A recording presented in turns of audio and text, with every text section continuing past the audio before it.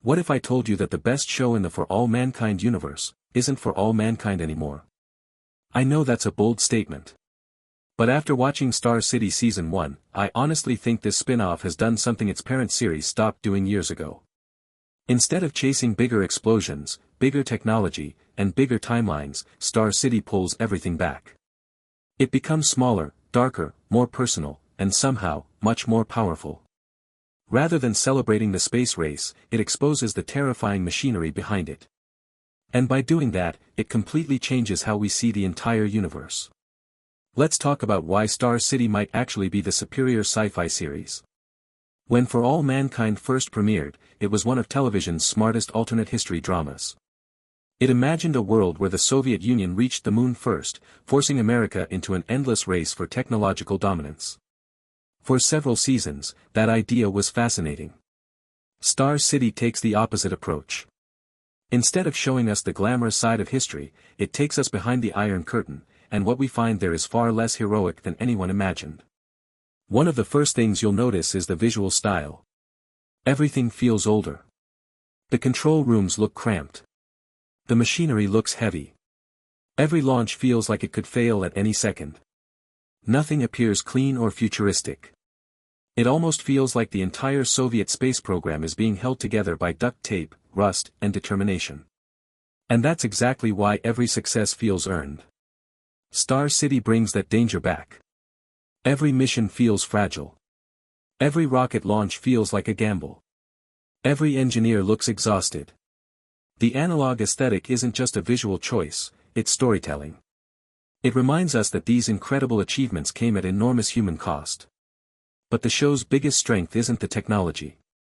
It's what lies behind every Soviet victory. Throughout Season 1, we slowly realize that almost every success has a hidden tragedy attached to it. Official history celebrates triumph. Reality hides sacrifice. That's where Star City becomes fascinating. The Soviet Union isn't portrayed as an unstoppable technological superpower. Instead, it's shown as a political machine obsessed with one thing: winning. No matter the cost. Lives become expendable. Truth becomes flexible. Failure simply disappears from the official record. That darker perspective completely changes how we interpret events we already knew from For All Mankind. Suddenly those famous Soviet victories don't look so glorious anymore. They look terrifying. Episode 7 perfectly captures this idea. After the destruction of Venera 7, the real story isn't the mission itself. It's the cover-up. Instead of admitting mistakes, the government chooses to bury the truth to protect its image and hide the existence of an American double agent. That single decision sends shockwaves through multiple characters. Lyudmila finds herself pushed aside by the incoming chief designer, Radomir Petrovsky. Meanwhile, the former chief designer is reduced to house arrest, not because he betrayed his country, but because he cared too much about genuine scientific progress instead of political appearances. Think about that for a moment. The man responsible for advancing Soviet space exploration becomes the enemy because his priorities no longer match the government's. Science isn't leading politics. Politics is controlling science. And that's one of the show's most chilling ideas. Another brilliant aspect of Star City is how the KGB hangs over nearly every scene. Nobody truly feels safe. A wrong conversation. A forbidden book. The wrong piece of music. Even questioning an order. Any of those choices could destroy your career, or your life. Every conversation carries hidden meaning. Every friendship feels risky.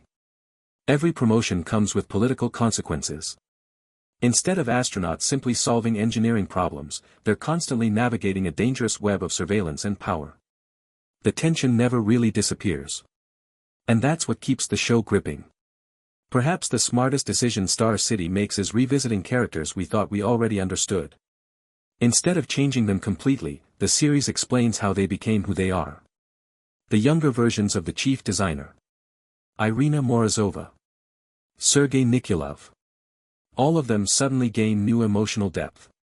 Watching them survive this brutal political environment helps explain many of the choices they make decades later.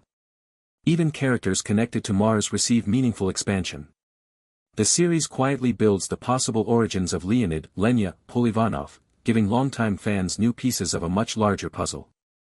Rather than contradicting established history, Star City enriches it. That's exactly what a great spin-off should do. At its heart, this is really a clash between two different visions of science fiction. The Soviet Union isn't portrayed as evil for the sake of drama. It's portrayed as a system where fear became part of everyday life. That realism gives the show incredible emotional weight. Ironically, by making the Soviet side more human, and more flawed, it also makes For All Mankind itself richer. Now, every event from the original series carries new context. The victories mean something different. The losses hurt even more. The entire timeline suddenly feels deeper. So here's the question I want to leave with all of you. Do you think Star City has officially surpassed For All Mankind, or do you still believe the original series remains the stronger show? I'd genuinely love to hear your thoughts because I can see arguments on both sides. Drop your opinion in the comments below. In the end, Star City succeeds because it doesn't try to be bigger. It tries to be smarter.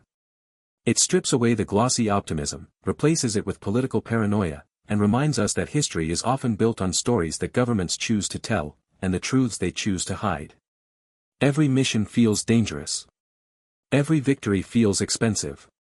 Every character feels trapped inside a system far larger than themselves. That's what makes this spin-off so compelling. It doesn't just expand the world of For All Mankind. It completely changes how we see it. And for me, that's the mark of a truly great spin-off. If you enjoyed this breakdown, don't forget to like the video, subscribe for more TV reviews and ending explanations, and as always, thanks for watching. I'll see you in the next one.